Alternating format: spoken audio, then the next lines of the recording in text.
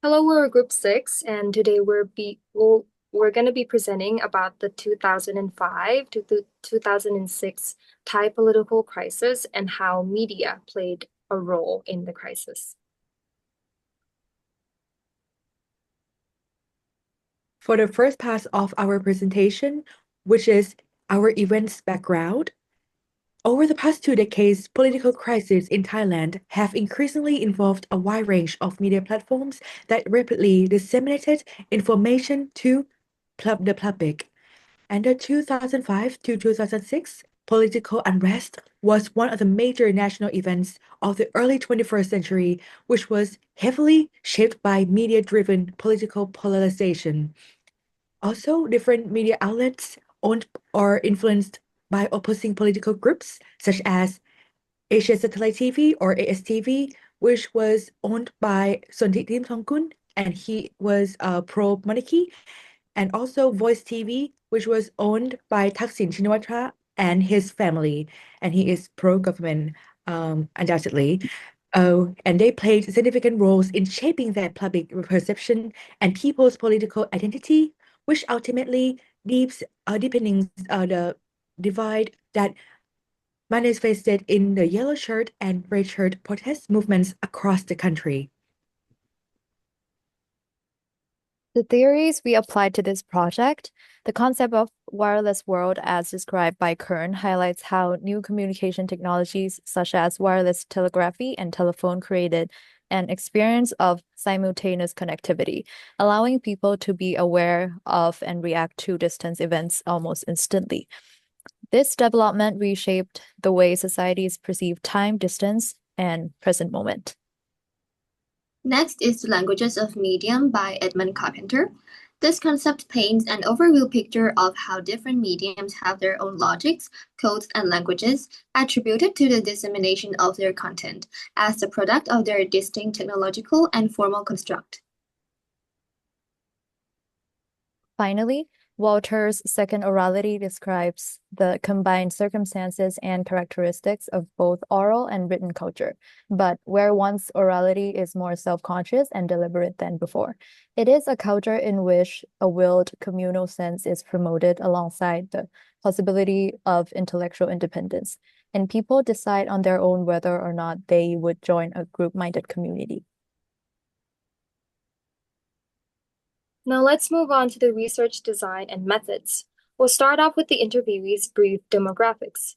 There are 6 interviewees in total, all of whom are the group members' fathers. They're all Thai and live in Thailand.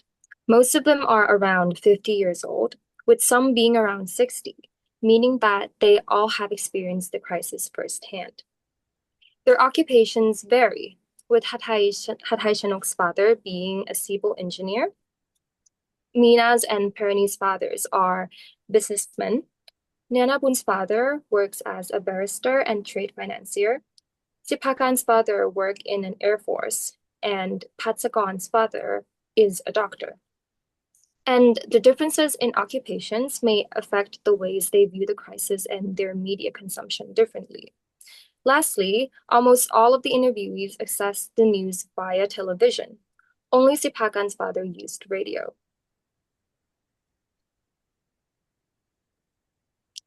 There are a total of 14 interview questions, but here are the primary questions are what we wanted to focus on during our interview. 1, did the interviewee's occupation have an effect on their media consumption, and how? 2, what media did they primarily use to follow the news about the crisis? 3, what were their opinions about the crisis? Were they influenced by media? 4, how did different media platforms or channels portray the crisis differently? And were there biases? And 5, how did people from different groups consume media differently? And did their views on the crisis differ?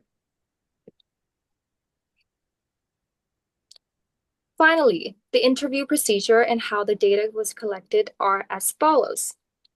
Each group member conducted an individual interview separately. All interviews were conducted on site in Thai. The interviews were recorded in both audio and video formats. The recordings were securely stored on a shared drive. The interviews were then translated and transcribed in English on a shared document. And lastly, the transcriptions were used for the analyses.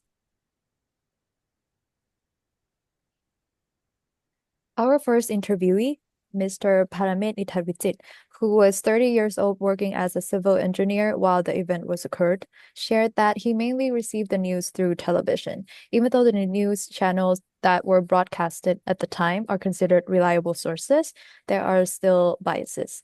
As some channels are supervised by political groups, these channels tend to attack one another as well. Despite the information from the television being biased, our interviewee did not choose a side since he believes that there was never a good thing about it. The interviewee's experience demonstrates how the immediacy and reach of media, particularly television, and early social media created a shared national experience of the event. Thai citizens across different locations were connected through live television broadcasts and breaking news. He mentioned that almost every news channels presented about this, and he was also learning about it as the television mostly turned on at the time, indicating how the crisis became a constant, simultaneous media presentation across the country. The interview also illustrates Kern's idea that the rapid flow of information collapsed the distance between events and audiences, but at the same time introduced biases and mediated realities. The bias channels carried political bias depending on who controlled it, and it reflects on how media technologies in the wireless world not only transmit the information, but also includes particular perspective. This aligns with the group's observation that the extensive use and exposure of media acts as a medium, creating a shared and rapid political reality. Furthermore, Mr. Palamit viewed that television is slightly more relatable than social media, highlighting the transition from traditional broadcast and media to interactive media, showing that wireless world's expansion into newer, faster, and more individualized communication system. Continuing from that point, we could say that it is because of the nature and organizational background system of television that the medium has been believed to be an indirect and partial embodiment of media credibility. Mr. Parma's experience of using television as his primary source of information illustrates Carpenter's concept that the people's reception of political information have been shaped by the formal characteristics of the medium, and these were the determining factors of how content was also to be circulated in certain manners and according to certain conducts and codes. From his answer, people at the time had maintained a rather complicated relationship with television. His experience tells us that, despite being aware of the intrinsic biases of television, the medium is still his primary access point to social events that he was willing to rely on. He accepted the language of television that inevitably comes with subjectivity, and relied on his own critical judgment as the second barrier before believing any information delivered through the medium. This clearly mimics the characteristics of Ong's second orality of intellectual independence in a setting of a partial oral culture. From his answer, even when each member in the family has distinct routines and lifestyles, watching television was still the significant anchor of familial assembly when they were together, which in a sense mandated the members to create this overlapping time specifically to match the schedule of the broadcast television channels.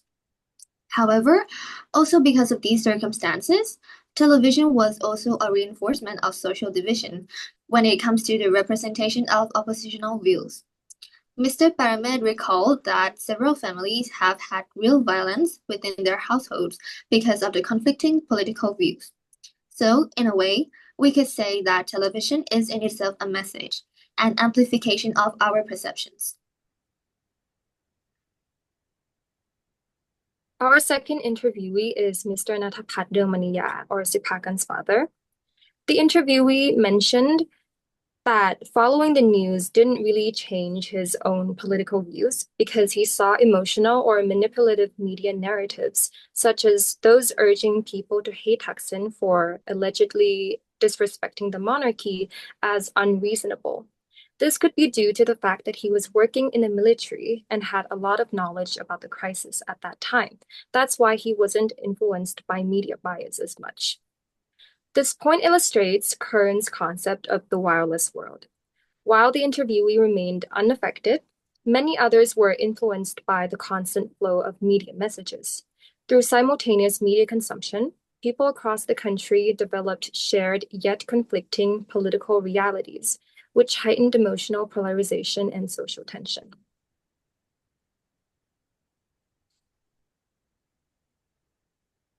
Notably, the interviewee observed that TV news coverage varied depending on who held power. When Thaksin was in control, most broadcasts favored him. When the military dominated, they controlled the channels. This shows that media influence was not just about the content, but about who controlled the medium, as the one who did could choose how their side would like to be presented. With television's inherently persuasive nature, authorities were able to shape public opinion and reinforce biases by invoking certain emotions through expressive visuals and dramatic sounds. This aligns with Carpenter's argument that each medium's distinct characteristics produce particular biases. Unlike print or radio, television engages multiple senses at once, making it a powerful tool for persuasion and control.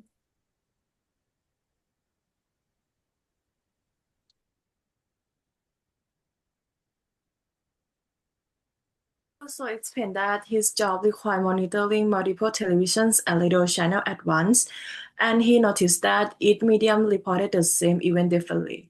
This allowed with Carpenter and McLuhan's language of mediums, which argued that each medium has its own language and shapes how messages are perceived. Even within one family, different channels led to people avoiding political discussion at dinner, showing how media framing can create divergent interpretations. Additionally, he discussed that the rise of community radio stations, which had a strong influence over middle to lower class audiences who were already facing hardships, these stations encourage collective thinking. In his words, these communities, largely middle to lower class, already facing hardships and exploitations, were therefore highly susceptible to persuasions and easily believed what they were told. While the code highlights their vulnerabilities, it also reflects on concept of secondary or loyalties as radio foster a communal experience of information, allowing listeners to share emotions, interpretations, and responses collectively.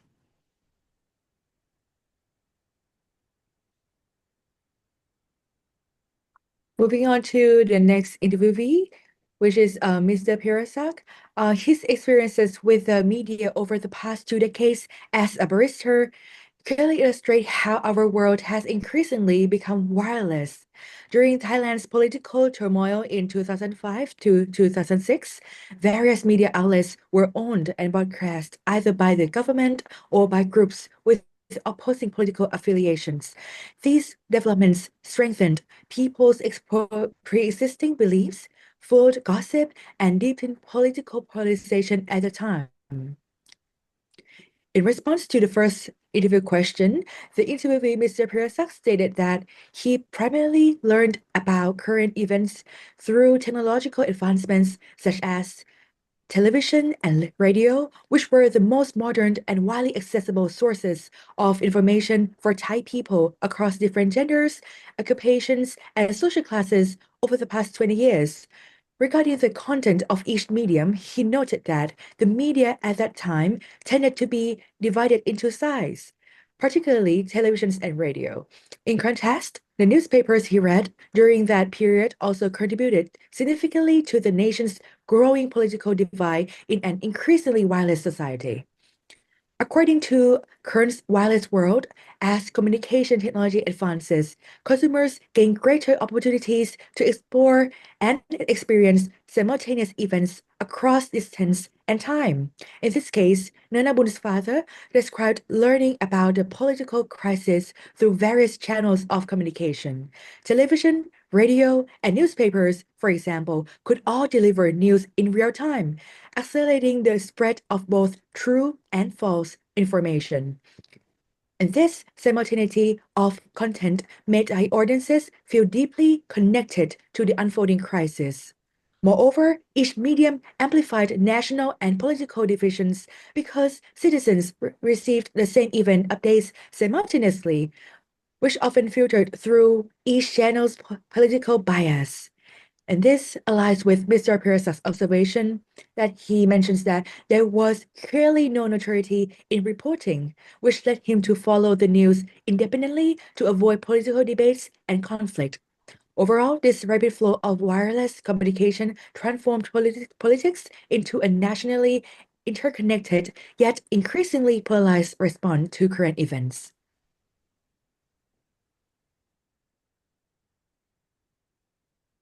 Additionally, this interview supports the notion that oral culture exists and oral communication makes an impact on people. According to Walter Ong, there are three eras of media communication. There's primary orality, invention of writing, and secondary orality. Each period transforms societal norms through different media that are utilized by society. In his response to question 12, Mr. Pirasak mentioned that political opinions during his crisis are mostly individualistic, but the media undoubtedly try to influence people on each side. And that aspect plays a crucial part in shaping people's opinion. He also mentioned that he first learned about the crisis through a variety of sources, such as television and radio, further supporting the existence that impact of oral culture can have on the society, specifically secondary orality. The crisis divided the citizens into multiple sides, but they're still united among like-minded people on each of the political side through made possible by the technology. The reason for the effectiveness of technological media in persuading people is that oral communication is highly dependent on human emotions. Speeches are more sacred and are impossible to replicate, right? Than something like the written commandments, making oral communication more memorable, and therefore making it easier than text to influence people's thoughts. As evident in Mr. Pirasak's account of interview question 13, many news outlets exaggerate that account, no matter whether they were praising or criticizing the government, leading passionate people in their homes who were influenced by the media to convert to large numbers of people, protesting at many rally sites for their own cause.